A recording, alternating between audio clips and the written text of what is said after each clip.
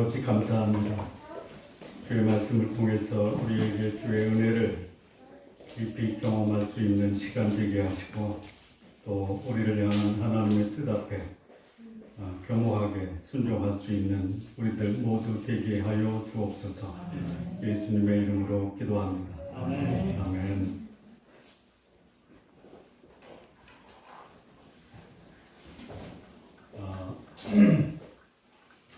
우리가 지난 시간에 사무엘하 7장 말씀을 함께 생각을 했습니다.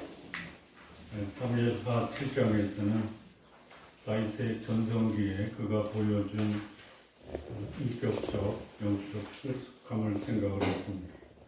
오늘 계속 그 연장선상에서 말씀을 보겠는데요. 7장에서 9장으로 건너뛰었는데 왜 8장은 안 하냐 하겠습니다. 이 8장의 내용은 다윗이 그야말로 내부적으로는 남북을 통일한 그야말로 국가의 전성기와 안정기를 구축하는 그런 상황이고요. 외부적으로는 무려 이스라엘을 중심으로 5개 국가가 이스라엘의 우협적 그런 적대 관계를 맺고 있습니다. 이 8장은 뭐냐면 그 외부의 적을 다 다윗의 소위 그 조공을 바치는, 그래서 이 주변에 위협되는 나라들을 다 그 소위 점령했던 그런 사건이 기록이 되어 있습니다. 그러니까 소위 다윗의 승승장구하는 이 승리의 상황을 기록한 내용이 사무엘하 8장입니다. 그래서 오늘 8장 1절에서 6절까지 말씀을 좀 보시면요. 그 후에 다윗이 블레셋 사람들을 쳐서 항목을 받고 블레셋 사람들의 손에서 메대 감마를 빼앗으니라. 첫 번째 다윗이 쳐서 항목을 받은 나라는 블레셋입니다. 한번 쉬어보시기 바랍니다. 두 번째는 다윗이 또 모압을 쳐서 그들로 땅에 엎드리게 하고 줄로 재어 2줄 길이의 사람은 죽이고 1줄 길이의 사람은 살리니 모압 사람들이 다윗의 종들이 되어 조공을 두니라. 두 번째는 모압입니다. 세 번째는 르홉의 아들 소바왕 하닷 헷셀이 자기 권세를 회복하려고 유브라데 강으로 갈 때에 다윗이 그를 쳐서 그에게서 마병 1,700명과 보병 20,000명을 사로잡고 병거 100대의 말만 남기고 다윗이 그 외 병거의 말은 다 발에 힘줄을 끊었다. 세 번째는 소바라는 나라고요. 네 번째는요. 5절 말씀인데요. 다메섹의 아람 사람들이 소바왕 하닷 헷셀을 도우러 온지라 다윗이 아람 사람 22,000명을 죽이고 다윗이 다메섹 아람의 수비대를 두매 아람 사람이 다윗의 종이 되어 조공을 바치니라. 결론이 이겁니다. 다윗이 어디로 가든지 여호와께서 이기게 하시리라. 우리 성도님들 집안 가정적으로는 가장 전성과 안정을 누리시고 외부적으로 사회적으로 또는 정치적으로 영향력을 극대화시키는 그런 삶을 사시기 바랍니다. 이럴 때는 아멘을 크게 해도 괜찮습니다. 가정적으로는 안정되고 외부적으로는 번성하는 이런 인생이 우리 성도님들의 삶이 되시기를 바랍니다. 자, 안으로는 안정이 되고 밖으로는 계속 영향력을 뼈화시키는 사안입니다. 그때에 다윗이 사울의 남은 가족을 찾습니다. 왜 찾았을까요? 이 본문의 말씀을 보면 그들에게 은총을 베풀기를 원한다. 이게 다윗의 본심입니다. 자, 그런데 과거에 자기를 죽이려고 했던 그런 소위 정치적 적대 관계의 가족이에요.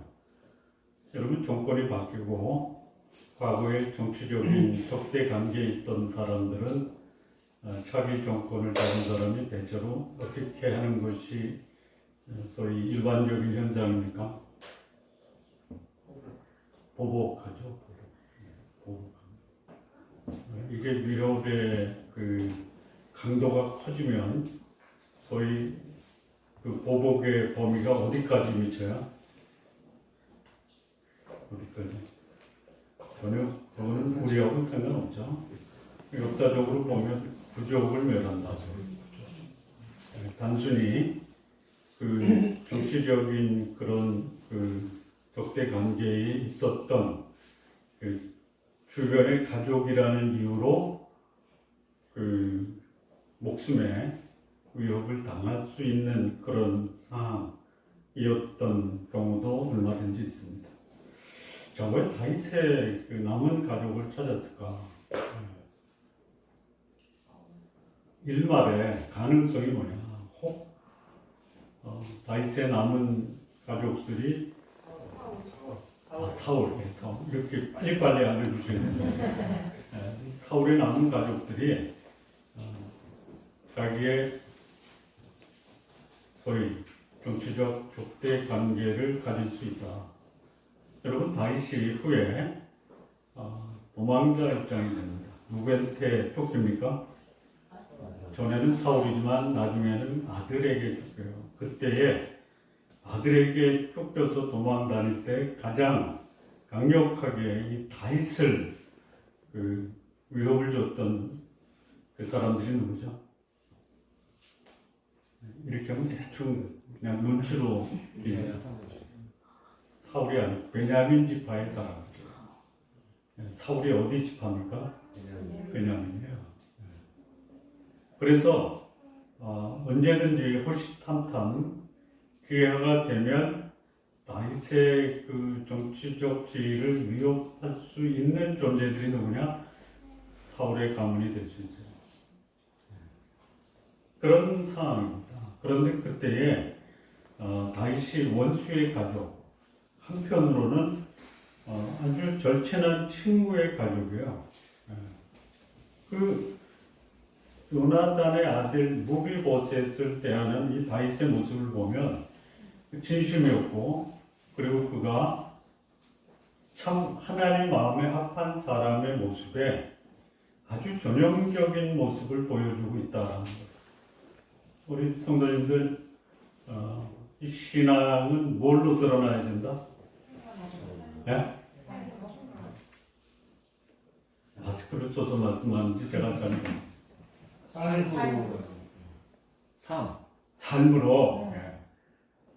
너무 포괄적으로 얘기하니까. 이 신앙의 성숙은 뭘로 보여주느냐면 인간관계입니다. 그것도 나하고 친한 사람, 나에게 잘해주는 사람과의 관계는 물론이거니와 나와 적대적인 관계나 위협적인 관계의 사람들에게 어떤 모습을 보여주느냐가 나의 신앙의 성숙도를 보여주는 거예요. 그 신앙의 성숙은 뭘로 드러난다? 인격적 성숙으로 드러난다. 그것도 잠재적 적이 되는 그 사람에게 과거에 한때 누렸던 우정의 관계를 그의 후손들에게 의리로 나타나는 것으로 진정한 영성을 보여준다라는 것이요. 우리 성도님들, 하나님과의 관계는 좋은데 나의 원수와의 관계는 좋을 수가 없다. 상식적인 것이 아니냐. 상식적으로 인간관계에 나에게 원수가 되었고 해를 끼쳤던 사람과의 관계가 좋을 수가 있을 수 있느냐. 라고 생각했어요. 자, 그런데 예수님이 제자들에게 소위 신앙적으로 성숙한 게 뭐냐. 예수님이 이렇게 말씀하시죠. 하늘에 계신 너희 아버지의 온전하신 같이 너희도 온전하다라고 했죠. 온전하다라는 게 뭐예요? 온전하다라는 게 뭐예요? 완벽하다라는 게 아니에요. 완벽하다라는 게 아니고 어제보다 나은 오늘, 오늘보다 나은 내일로 향한 이 성숙의 삶을 살라. 이게 온전하다라는 거예요. 네. 이거 예수님이 말씀하셨어요. 그래서 인간관계에서 제일 그 참 원만한 관계를 형성하는데 어려운 사람, 세 사람을 꼽으면 첫째는 누구냐면 원수죠. 원수. 이 원수를 어떻게 대할 것인가가 그 사람의 영적 수준과 인격 수준을 보여주는데요. 보통 우리는 원수는 어떻게 해야 된다라고 생각합니까? 그냥 일반적으로 원수는 어떻게 해야 된다? 복수해야 된다 이렇게 나오죠. 예, 원수는 복수하라. 근데 예수님은 뭐라 그래요? 원수는 어떻게 하라? 꼭 그렇게 좀 한번 해주세요. 예?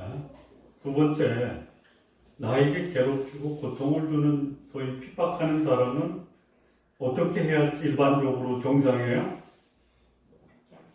예? 나를 핍박하는 사람은 피하든지, 예? 뭐 피해야죠. 도망다녀야죠. 예, 이게 정상인데요. 예수님은 뭐라는 핍박하는 자를 위해서 뭐하라? 축복하라 이거예요. 복을 빌어주라 이거예요. 예, 우리 성도님들 다른 거 하지 마시고요. 나한테 고통 준 사람에게 복을 빌어주세요. 누구의 말씀이에요? 예수님의 말씀이에요. 여러분 신앙생활 쉽게 하려고 하지 마십시오. 그 다음에 나를 미워하는 사람은 어떻게 하라고 그래요? 여러분이 누군가를 딱 봤을 때 그 눈에 살기가 띄고 나를 미워하는 이런 사람 보면 어떤 반응을 보이는 게 정상이에요? 어떻게 해요? 네가 날 미워해? 나를 살기를 띄고 날 쳐다봐? 나도 너를 살기를 띄고 쳐다볼 거야. 이게 일반적인 반응 아니에요? 그런데 이 나를 미워하는 사람, 이 미움의 궁극적인 그 모습은 뭐냐면 살인이거든요. 나를 죽이려고 하는 사람이에요. 어떻게 하라고 그래요? 성경은 예수님은 우리한테 나를 미워하는 사람을 어떻게 하라고 그래요? 그를 위해서 기도하라. 원수는 사랑하고 핍박하는 자는 축복하고 미워하는 자는 위해서 기도하라. 이게 예수님의 가르침이에요. 이게 예수님이 우리에게 가장 영적인 사람이 성숙해야 될 인격적 모습이다라는 것이에요. 여러분, 내 감정에 충실하지 마십시오. 네? 내 감정에 충실하지 마십시오. 내 감정은 나를 속이는 거예요. 네? 나를 속이고 있는 내 감정에 나를 의탁하면 누가 제일 많이 다친다? 내가 다치는 거예요. 네? 이게 역설적으로 어떻게 그게 가능합니까? 원수는 죽여야 되고 복수해야 되고 나를 핍박하는 자는 최소한도 도망 다녀야 되고 나를 미워하는 자는 같이 미워해야지 어떻게 원수는 사랑하고 핍박하는 자는 축복하고 미워하는 자를 위해서 기도하라라고 말씀합니까? 근데 그렇게 한번 해보세요. 여러분 하나님 뜻에 순종하는 인간관계는 반드시 뭐가 수반된다? 고통이 수반된다. 그러니까 내가 고통당하는 거 싫어서 그 사람이 나에게 한 그대로 내가 대갚아주면 그게 더 고통스럽다라는 거예요. 여러분 고통은 다분히 내 감정에 충실했던 행동의 결과가 될 수 있어요. 그런데요 하나님 뜻에 순종하는 것은 더 고통스럽죠. 그냥 경험상으로 공감이 되면 끝. 그런데요 하나님 뜻에 순종하는 고통은 그 결과가 뭐예요? 평안이에요. 평안. 지금의 고통을 고통으로 갚는다. 말씀에 순종해서 나를 괴롭게 하는 사람을 사랑하고 축복하고 기도하면 그 결과는 뭐예요? 우리 마음에 하나님이 큰 위로와 평강을 주신다. 여기 성도님들 인간관계에서 평강을 누리시기 바랍니다. 네. 그래서 최고의 인격적 성수는 뭐냐? 자신의 경쟁자나 원수를 진심으로 사랑하는 것이죠. 우리 역사 속에서 이 숱한 사화도 있었고 박해도 있었고 반정도 있었는데요. 그 사화나 반정이 일어나면 그 다음에 또 뭐가 일어나요? 보복의 사화와 보복의 반정이 일어나요. 악순환이라고 그랬죠. 이 고리를 끊을 수 있는 방법이 뭐냐? 원수를 사랑하고 핍박하는 자를 축복하고 미워하는 자를 위해서 기도하는 거예요. 세 가지 다 하라고 하니까 나 어떻게 살라고 그걸 하라고 그래. 그냥 알르니 죽지 마십시오. 죽는다고 생각하는데 그게 사는 길이에요. 그게 사는 길이에요. 말씀드린 것처럼 하나님 뜻에 순종하는 것이 고통인데요. 고통스러운 순종을 하면 하나님 우리에게 뭘로 보상하신다? 평강과 위로로 보상하시는 거예요. 보상하시는 거예요. 근데 이 반대편, 이 정치적으로 반대편에 있던 사람은 물론 강하면 사약을 내린지 참수를 하고요. 가족들은 그야말로 종으로 팔든지 그런 게 우리 역사 속에 있었어요. 그러니까 정치적인 그런 상황이 바뀌면은 전 정권에 속한 자들 비리를 찾아내서 단죄하고 매장시키는 것이 정치의 소송이에요. 그래서 정치적으로 그 소위 영향력 있는 사람이 되려고 하지 마십시오. 그냥 평범하게 사십시오. 그러면 뭐 누가 관심 안 갖잖아요.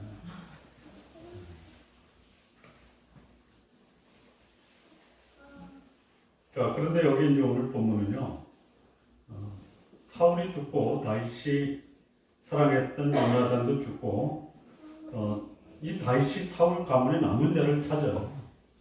왜 찾았을까요? 은혜를 베풀려고 찾았죠.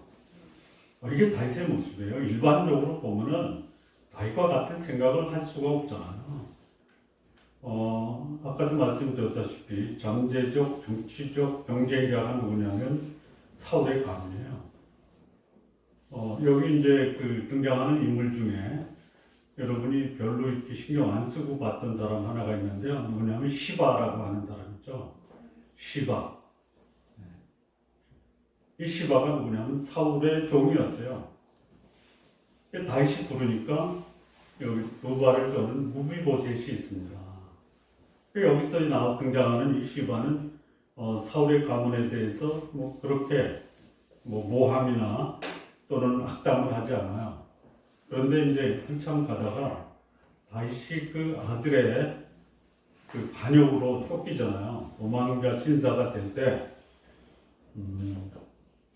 다윗에게 나와서 다윗이 이제 그 압살롬의 반역을 평정하고 다시 예루살렘으로 돌아올 때 이 다윗이 시바를 찾아서 물어봐요. 왜 무비보셋이 안 나왔냐? 그랬더니 거기서 이 시바가 당신이 쫓길 때 무비보셋이 당신을 우습게 여기고 이제는 다윗의 시대가 끝났기 때문에 당신을 무시한 처사로 당신과 같이 하는 겁니다. 그래서 무비보셋을 다시 불러요. 그래서 네가 어떻게 나와 함께 가지 않았느냐? 그랬더니 무비보셋이 이렇게 자기를 변호하는데 그 변호가 뭐냐? 왕께서 아시다시피 나 두 발을 다 절지 않습니까? 왕께서 자신이 도망가는 것도 힘겹고 어려운데 제가 당신에게 짐이 되는 것이 도리가 아니다. 제가 예루살렘에 그냥 머물러 있었습니다. 이게 진심이에요. 그런데 이 시바는 거기서 이 무비보셋을 모함하는 거예요. 무비보셋이 다윗에게 그런 얘기를 합니다. 제가 당신을 무시한 게 아니고 시바가 저를 모함하는 겁니다. 근데 그때 다시 누구 편을 들을까요? 이렇게 질문하면 대충 눈치로 답하면 됩니다. 누구 편을 들어요? 시바 편을 들어요. 그래서 무비보셋의 재산 중 절반을 빼앗아서 시바에게 줘요. 이 무비보셋의 말이 전적인 거짓말은 아니다. 그런데 시바의 말도 일리가 있다. 그래서 무비보셋의 재산 절반을 시바에게 주는 거예요. 그러니까 이게 드러나지 않고 은혜를 베푼다고 하지만 이 사람이기 때문에 언제든지 이 소위 정치적 그런 무협적 경쟁자가 될 수 있다. 그래서 그 내 놈이 차라리 궁에 데려서 내 눈앞에 있게 하자라는 그런 다윗의 의도도 없지 않아 있을 수 있다라는 거야. 그러나 이 다윗의 본심은 뭐냐? 원수를 사랑하고 과거에 핍박하던 자의 자식을 축복하고 그리고 미워하는 자를 습기도 하는 이것이 다윗의 본심이에요. 그 모습이 오늘 이 본문에 기록이 되어 있습니다. 자, 어떻게 다윗이 원수를 사랑하고 핍박하는 자를 축복하고 미워하는 자를 위해서 기도했는지 그 모습을 오늘 본문에서 우리가 함께 생각을 해보려고 합니다. 그리고 우리 성도님들도 혹시 나에게 원수 같은 사람, 핍박하는 사람, 미워하는 사람이 있다면 이 다윗이 보여줬던 모습이 우리 성도님들에게 교훈이 되기를 바랍니다. 한마디로 말하면 옛 친구에 대한 그 우정을 의리로 보여줬다는 거예요. 이 진정한 인격과 진정한 영성은 과거에 가졌던 친구의 우정을 그의 후손들에게 의리로 보여주는 것이 진정한 인격적 성숙과 영적인 성숙의 모습이다. 어떻게 했는지 한번 보시겠습니다. 첫 번째입니다. 1절 말씀을 보시면요. 다윗이 이르되 사울의 집에 아직도 남은 사람이 있느냐? 내가 요나단으로 말미암아 그 사람에게 은총을 베풀리라 합니다. 그러니까 이 사울의 가족을 적이 아니라 옛 친구를 향한 우정과 사랑을 잊지 않고 친구의 남은 가족을 찾았다라는 거예요. 그러니까 몰락한 친구가 아니라 소중한 친구의 우정을 계속 간직하겠다는 것이죠. 그 진정한 신앙의 사람은 어떤 사람이냐? 하나님을 경외하는 사람이에요. 하나님을 경외하는 사람의 가장 큰 특징이 뭐냐? 사람을 귀히 여기는 거예요. 하나님을 경외하며 사람을 귀히 여기는 자가 좋은 신앙, 바른 신앙, 성숙한 신앙을 소유한 자입니다. 성도님들 뭐 다른 건 몰라도 나 하나님 앞에서 바른 신앙의 삶을 살고 싶어라고 하는 이런 간절한 마음이 있죠. 그렇죠? 하나님 우리에게 너 나를 소위 경외하고 거룩한 신앙생활을 하고 싶지 이렇게 하나님이 우리 성도님에게 여쭤보면 어떻게 답변하시겠어요? 우리 한번 한 목소리로 나를 경외하고 거룩한 삶을 살고 싶지라고 하나님이 여러분에게 질문하면 어떻게 답변하시겠어요? 한 글자로 한번 하실까요? 네. 한 글자로. 네. 이해하시면 돼요. 그 모습인 거예요. 그 모습인 거예요. 하나님을 나를 경외한다면 내 주변 사람 귀히 여겨. 이렇게 말씀하시는 거예요. 여러분 하나님 때문에 속상한 적 있어요? 나 때문에 하나님이 속상한 적이 많습니까? 아니면 하나님 때문에 여러분이 속상한 적이 많습니까? 아 그래요? 아 그래요? 그러면 이거를 만회하는 방법이 뭐예요? 이제는 당신 앞에서 경건하고 거룩한 삶을 살고 당신을 경외하는 삶을 살겠습니다. 어떻게 하는 거예요? 어떻게 하는 거예요? 내 주변 사람을 귀히 여기는 거예요. 이게 하나님이 기뻐하는 모습이에요. 우리가 십계명을 공부할 때 네 가지는 하나님과의 관계예요. 6가지는 뭐예요? 사람과의 관계. 근데 이 사람과의 관계는요, 특별히 내 주변 사람과의 관계. 주변 사람. 여기 다윗이 보여준 게 뭐냐? 자기를 죽이려고 했던 과거의 통치자의 자손을 어떻게 대하냐면요, 가족처럼 소중히 여기는 거예요. 이거는 특별한 사람이 아니고는 불가능해요. 자, 특별한 사람이 어떤 사람입니까? 여러분, 우리 성도님들이 모두 다 특별한 삶을 사시기 바랍니다. 그 모습이 뭐냐면요, 하나님 마음에 들면 특별한 사람이에요. 아멘. 하나님 마음에 드는 사람의 모습이 뭐예요? 많은 게 있어요.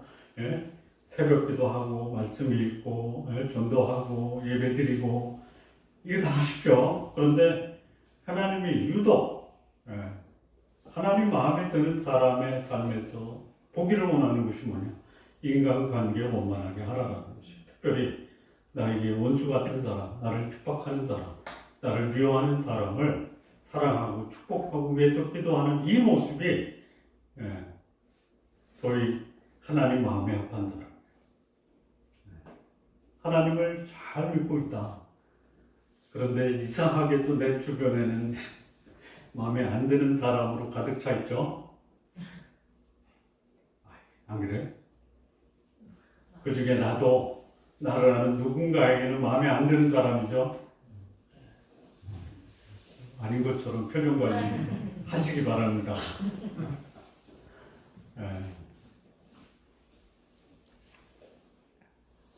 내 주변 사람을 어떻게 소중하게 여길 수 있느냐, 하나님이 관심을 갖고 우리를 보는 거예요. 그냥 제가 목사로서 하지 말아야 될 말을 좀 했는데요. 헌금하지 마십시오. 불편하면 집에서 예배 드리십시오. 그런 얘기 하죠. 그런데 이거는 내가 꼭 드려야 되겠어요. 내 주변에 있는 원수 같은 사람 사랑하시면서 사십시오. 나를 힘들게 하는 사람 축복하시면서 사십시오. 그리고 나를 미워하는 사람 갚아주지 말고 그를 위해서 기도하십시오. 이게 다윗이 자신의 전성기 때 했던 거예요. 보복하려고 찾는 것이 아니라 은혜를 베풀기 위해서 찾았다라는 거예요. 여러분, 은혜는 못 베풀더라도요, 보복하지 마시고 똑같이 미워하지 마십시오. 자, 이게 누구나 할 수 있으면 좋겠는데 누구나 할 수 있는 게 아니기 때문에 다시 돋보이는 거예요. 여러분, 하나님이 우리를 대할 때 우리의 단점만 보시려고 하십니까? 아니면 수많은 단점에도 불구하고 작은 장점을 보셔서 그 장점을 칭찬하신 분이십니까? 어떤 분이세요, 하나님? 하나님 단점 안 보세요. 이렇게 말씀하셨잖아요. 너희 죄를 동이 서에서 먼 것처럼 너희에게서 옮기셨다 그랬죠. 여러분, 내가 무슨 소설에도 볼 수 없는 것이 어디예요? 메시아 밖에 벗어난 것이죠. 그리고 현미경으로 보고 망원경으로 보도 볼 수 없는 게 뭐예요? 내 뒷모습이에요. 요즘에는 뒷모습도 보죠. 제가 아침마다 뒷모습을 보는데 왜 보냐면요, 오늘은 머리가 어느 정도 빠져있나 신경 쓰이더라고요. 그래서 큰 거울에다가 이게 손거울로 보잖아요. 요즘 보여요. 그런데 정상적인 상황에서 내 뒤는 안 보여요. 하나님이 우리 죄가를 어디로 옮기셨어요? 등 뒤로 옮기셨어요. 하나님이 우리를 보실 때 보는 것은 뭐예요? 하나님 마음에 드는 것만 보세요. 그것만 칭찬하시는 거예요. 여러분, 천국에는 책망이 없어요. 칭찬만 있어요. 자, 천국과 지옥, 우리 집을 천국으로 만들 수 있고 우리 집을 지옥으로 만들 수 있어요. 우리 집을 천국으로 만드는 사람은 어떤 사람이에요? 칭찬하는 사람이에요. 우리 집을 지옥으로 만든 사람은 어떤 사람이에요? 평망거리, 잘못된 것만 보고 그것을 지적하는 사람이에요. 그러니까 우리 집을 천국으로 만드느냐 지옥으로 만드느냐 누가 만드는 거예요? 누가 만들어요? 아빠가. 아, 그 사람이 뭐라 그랬어요? 아빠가. 아, 아빠가. 아빠들 조심하십시오. 엄마들은 뭐라 그래야 돼? 엄마가 해. 그러니까 천국과 지옥은 누가 만든다? 내가 만. 우리 집안을 천국으로 만들려면 실수나 허물을 보는 것이 아니라 장점을 보고 인정해주고 칭찬해주는 거예요. 우리 집을 지옥으로 만드는 것은 장점이나 또는 잘한 것을 제외해놓고 문제와 허물을 지적하면 우리 집은 지옥으로 가는 거예요. 내 인생도 마찬가지예요. 인간관계에서 내 주변을 천국으로 만드는 사람 칭찬하는 거예요. 허물이 있어요. 없는 사람이 어디 있어요? 이 다윗도 허물이 많잖아요. 이 성경에 나오는 위대한 인물 중에 공통점이 뭐예요? 평범한 사람보다 허물이 더 많았다. 근데 하나님이 그들을 믿음의 사람으로 인정한 거예요. 하나님 이런 분이십니다. 천국에 가면요, 천국은요, 책망이 없어요. 책망이 없어요. 천국에는 칭찬만 있어요. 여러분, 여러분의 세상을 천국으로 만드는 칭찬하십시오. 음식이 마음에 안 들어도, 이야, 당신의 수고가 돋보여. 이렇게 해서 음식 가지고 탓하지 마세요.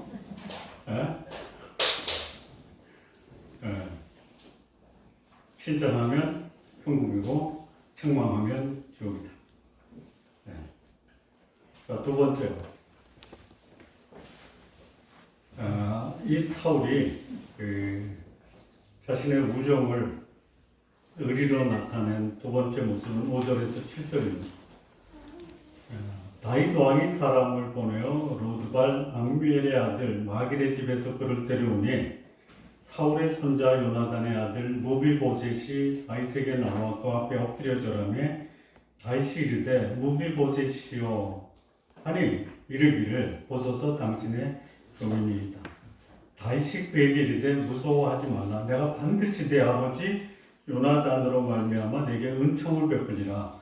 내가 내 아버지 내 할아버지 사울의 모든 밭을 다 내게 도로 주겠고 또 너는 항상 내 상에서 떡을 먹을지니라. 이 진정한 의리, 성숙한 영성과 성숙한 인격으로 보여주는 의리는 뭐냐? 이 몰락한 이 사울의 후손을 자기 왕궁에 거하게 하고 과거에 그가 누릴 수 있었던 왕자의 지위를 회복시켜주는 거예요. 이 잠재적 정치적 위협이 될 수 있는 자예요. 그런데 그를 최상의 대우를 하는 것입니다. 이게 인격적 또는 영적으로 성숙한 사람이 잠재적 자기에게 위협이 될 수 있는 사람을 최상의 대우로 그를 맞이해 주는 모습입니다. 그러니까 몰락한 왕족의 후손, 소위 드라마 사극을 보면요, 우리나라 같은 경우는 한 왕조가 몇백 년 가잖아요. 근데 이 왕조가 이렇게 오래되지 못하고 빨리빨리 몰락한 나라가 있죠. 그러면 그 전 왕조의 왕족들은 어떻게 해요? 다 멀리 귀향을 보낸 유배를 보내죠. 그럴 수 있어요. 근데 이 다윗은 어떻게 해요?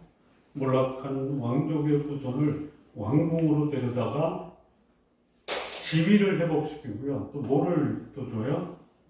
그가 과거에 가졌던 모든 재산을 다 돌려주고. 이게 소위 하나님 마음에 합했던 이 다윗의 모습입니다.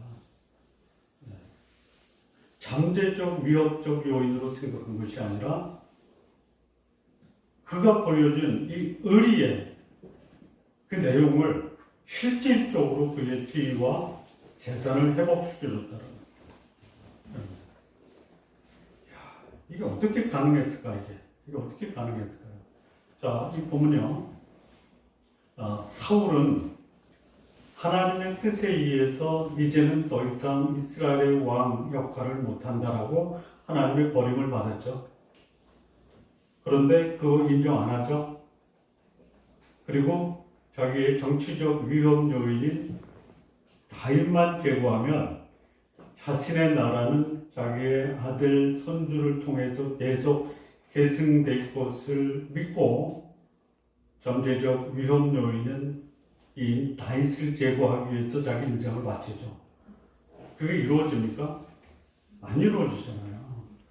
그런데 다윗은 자신이 임금에 오른 게 누구의 뜻이에요? 하나님의 뜻이죠. 내 능력, 또 내 업적, 내 성취가 나를 이스라엘의 임금이 되게 했다라는 것이 아니죠. 예? 이 다윗이 뭐라고 고백하냐면요. 주께서 나를 양의 우리에서 불러내셔서 이스라엘의 임금이 되게 하셨다고 그래요. 자기가 왕이 될 만한 그런 그 가치나 자격이 없었는데 하나님이 나를 임금으로 삼으셨다는 거예요. 예, 이게 다른 거예요. 하나님 마음에 합한 사람은 하나님의 안목으로 세상을 보는 거고 하나님 마음에 들지 못한 이 사울은 자신의 눈으로 세상을 보는 거예요. 우리 성도님들 하나님 마음에 합한 사람이 되시기 바랍니다. 어떻게 하면 돼요? 하나님의 안목으로 세상을 보는 거예요. 하나님의 안목으로 나를 보면 어때요? 괜찮죠? 왜 괜찮냐면요. 어떻게 나 같은 사람을 하나님이 부르셔서 하나님의 백성으로 삼으셨을까? 내가 그만큼 소중한 존재인 거 맞죠? 맞죠? 누가 그렇게 보신 거예요? 하나님이요. 근데 내 실제 모습이 하나님 보시기에 합한 모습입니까? 아니죠. 그렇다면 나는 내 인생을 하나님의 안목으로 봐야 돼요. 그 모습을 보니까 나의 정치적, 잠재적 위험 요인 되는 이 사람도 어떻게 보는 거예요? 누구의 눈으로 봐요? 하나님의 눈으로 보는 거예요. 여러분 시각을 내 시각에서 하나님의 시각으로 바꿔서 보시기 바랍니다. 내 시각으로 나를 보면요 괜찮은 사람인데요. 우리 여러분들, 성도님들을 제일 괴롭히고 실망시킨 그 장본인이 누구예요? 누구예요? 나요. 인정할 수가 없죠. 내가 나를 가장 실망시켰던 장본인이었다라고 인정하기가 쉽지 않죠. 근데 그렇잖아요. 그럼에도 불구하고 하나님이 나를 하나님 나라의 위대한 인물로 들어 쓰셨다. 그러면 나는 그분의 안목으로 나를 보고 그분의 안목으로 세상을 보고 그분의 안목으로 사람을 봐야 되겠다. 이거를 다윗이 보여준 거예요. 그래서 사울의 가족을 왕궁에 모신 거예요. 이 경계의 대상이 아니라 축복의 대상으로 본 거예요. 그리고 그것을 증명하는 것이 뭐예요? 과거에 사울의 집에 속했던 모든 땅을 다 돌려주는 거예요. 이 모습이 오늘 하나님이 우리에게 이 시대를 사는 그리스도의 삶이 어떤 삶이어야 되느냐. 나에게 위협적인 존재를 실질적으로 그를 귀히 여기고 그의 위상을 회복시켜주는 삶을 살아가는 것이. 이런 그 다윗의 모습이 하나님이 그를 수십 년 동안 단련시키고 훈련시킨 훈련의 결과다. 이런 훈련은 결코 유쾌하지가 않아요. 그런데 유쾌하지 않은 훈련을 받지 않으면 하나님께서 그를 쓰실 만한 제목으로 사용하지 않는다는 것이죠.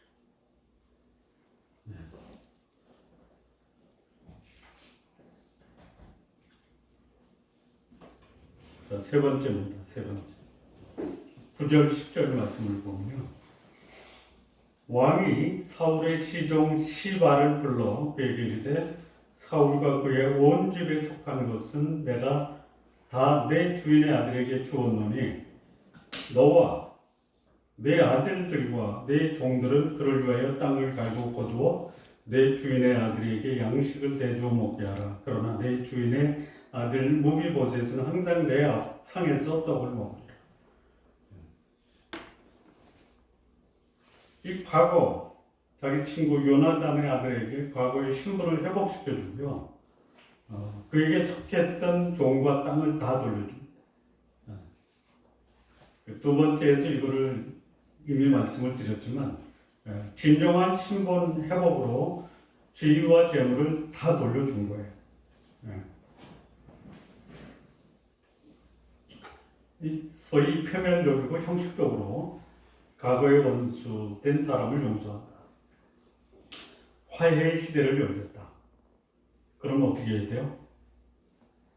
과거의 신분과 과거에 누렸던 이 모든 재물과 영광을 다 돌려줄 수 있어요. 우리나라의 역사 속에서도요, 현대사에도 마찬가지예요. 나를 반대했던 사람을 찍었던 유력한 경제인은 정권이 바뀌면 몰락시켜버리는 경우도 있어요. 이게 현실이에요. 그런데 진정한 화해와 용서는 뭐냐? 과거의 그 위상으로 회복시켜주고, 그리고 그가 속한 모든 것을 다시 돌려줄 수 있는 여유와 넉넉한 마음이 있어야 된다라는 것이. 우리 인간관계에서 보면요, 이건 뭐 아주 흔한 일이에요. 나한테 유리하면 어떻게 해요? 나한테 유리한 사람들 가까이 하죠. 근데 가까이 했다가 저 사람 때문에 내가 불리하다 그러면 어떻게 해요? 어떻게 해요? 우리 평범하기 때문에 그것과는 관계가 없죠. 그런데 보면은 나한테 불리한 사람은요, 소위 이용 가치가 떨어지면요, 폐기하는 거예요. 여러분 경험해 보셨습니까? 누군가가 나를 폐기물 대접하는 거?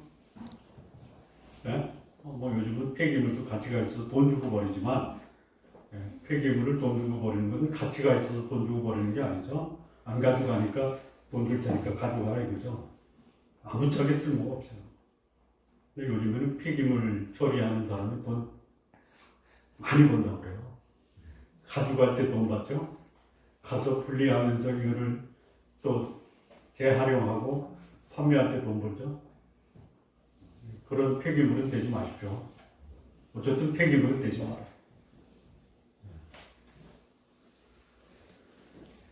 자, 유불리를 떠나서 의리 자체를 소중하게 여길 수 있는 이런 모습이 다시 우리에게 보여주는 아주 중요한 인간관계에서 성숙한 영성과 인격을 가진 사람이 보여주는 모습입니다. 우리 성도님들 평생에 이런 의리를 나눌 수 있는 그런 신앙의 친구가 여러분 주변에 있기를 위해서 기도하시기 바랍니다. 자, 여기서 하나 진짜 이 다윗의 전성기 때 보여줬던 이런 모습이 다윗의 평생 인생 말년까지 갔으면 얼마나 좋았을까.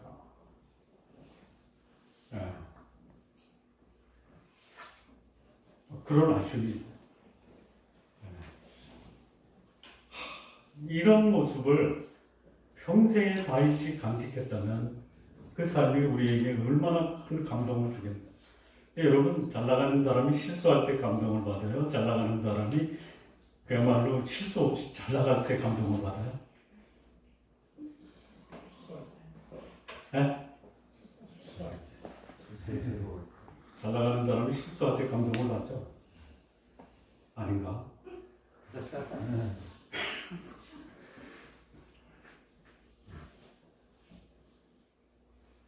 이 다윗의 인생이 이런 그 잘 나갈 때 모습으로 평생을 살았으면 얼마나 좋았을까. 그런 아쉬움이 있습니다. 자, 마무리 짓겠습니다. 이 다윗의 삶에서 그가 보여준 하나님 마음에 합한 사람의 모습, 특히 그가 과거의 원수였지만 이제는 최고 통치자가 돼서 과거의 원수의 후손에게 보여준 이 의리와 화해의 모습이 그가 하나님 마음에 합했던 사람의 모습이다라는 거예요. 그러니까 과거의 원수 같은 자의 후손을 돌아보려는 마음을 갖고 그를 찾았다라고. 방치한 게 아니라 그를 관심을 갖고 찾았다라는 것에서 다윗은 그의 의리를 보여준 거예요. 이 사람을 돌아보시기 바랍니다. 그야말로 과거에 잘 나가던 사람이 지금 어려움을 처할 때 외면하지 마시고요. 돌아보시기 바랍니다. 그 다음에 그는 과거 원수의 후손을 다시 과거의 지위와 신분에까지 회복시켜 주는 거예요. 하나 더 나가서 그게 소위 지위뿐만이 아니라 경제적 회복을 병행했다. 이런 모습이 다윗이 전성기 때 인간관계에서 보여준 아주 아름답고 감동적인 모습입니다. 우리 좋은나무교회 성도 여러분, 의리를 지킬 수 있는 귀한 친구들을 두시기 바랍니다. 그리고 한 번 맺은 이 우정, 인생의 과정에서 평생의 이 의리를 지켜낼 수 있는 그런 삶을 사시기 바랍니다. 사람을 귀히 여길 때 나도 다른 사람으로부터 귀히 여김을 받는 거예요. 그리고 그 삶이 나의 삶을 풍요롭고 아름답게 만들어 주는 겁니다. 인생에서 가장 성공적인 삶이 뭐냐? 하나님과의 바른 관계를 맺고 있다면 인간관계도 원만하게 그 원만한 관계를 평생에 지킬 수 있는 이런 삶을 사는 것. 우리 성도님들 그런 삶을 구하시기 바랍니다. 나에게 허락하신 내 주변 사람들 귀히 여기고 그 사람을 사랑하면서 사시기를 진심으로 바랍니다. 기도하시겠습니다. 하나님 아버지 감사합니다. 이 다윗의 아름다운 이 인격적 영적 성숙한 모습이 오늘을 사는 나의 모습에서도 이 삶이 재현될 수 있도록 하나님 역사해 주옵소서. 예수님의 이름으로 기도합니다.